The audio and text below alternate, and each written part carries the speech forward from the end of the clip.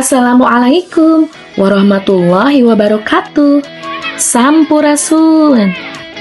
Dengan penuh rasa hormat, saya Ririn Karlina Nurhak, mahasiswa program pendidikan Islam anak usia dini, Institut Agama Islam Tasikmalaya, mempersembahkan dokumentasi ini sebagai bagian dari pemenuhan tugas mata kuliah Budaya Sunda yang diampu oleh Ibu Suci Zakia Dewi MPD. Video ini menghadirkan 4 kaulinan barudak Sunda yang syarat nilai budaya, sejarah, dan manfaat perkembangan anak. Kaulinan barudak adalah warisan yang tumbuh bersama masyarakat Sunda sejak masa prakolonial. Ketika anak-anak belajar melalui alam, gerak, ritme, dan kebersamaan. Dalam pandangan Montessori, pengalaman konkret seperti ini adalah fondasi pembentukan karakter dan kemandirian.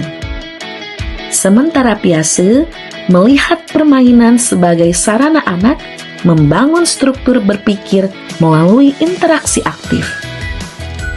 Vygotsky menekankan bahwa permainan sosial memperluas kemampuan anak melalui kerjasama dan komunikasi. 4 permainan berikut dimainkan secara estafet oleh anak-anak kelompok B RAA Takwa Panembong agar seluruh anak memperoleh pengalaman menyeluruh dari setiap jenis permainan. Pecele adalah permainan lempar tangkap tradisional yang sudah dikenal sejak masa kampung-kampung adat Sunda.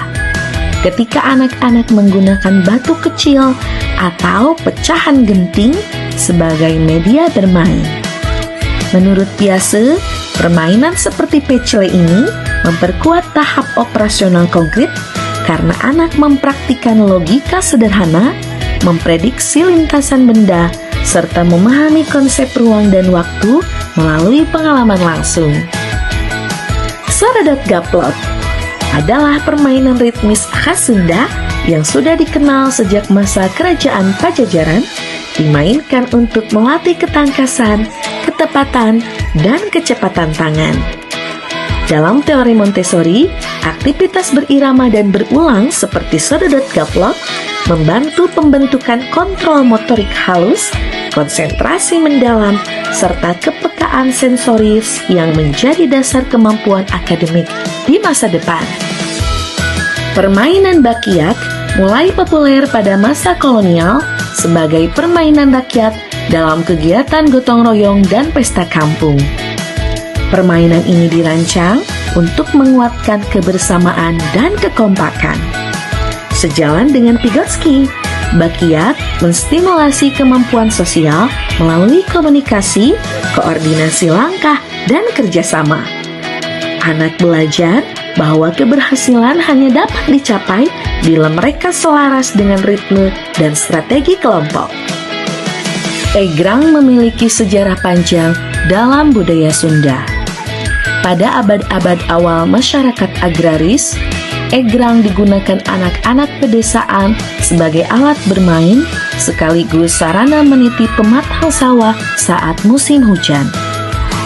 Montessori menegaskan bahwa permainan yang melatih keseimbangan seperti egrang membangun koordinasi tubuh, ketangguhan, dan kepercayaan diri. Anak belajar mengatur ritme tubuh, menjaga fokus, dan mengelola risiko secara mandiri.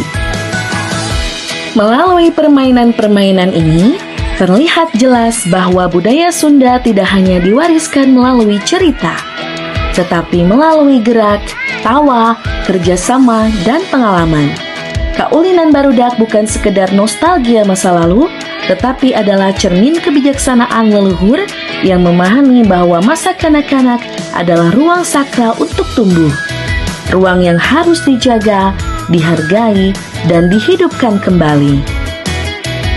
Semoga dokumentasi ini menjadi pengingat bahwa di balik kesederhanaan permainan tradisional tersimpan ilmu, nilai, dan karakter yang membentuk generasi yang kuat, berakar, dan berbudaya.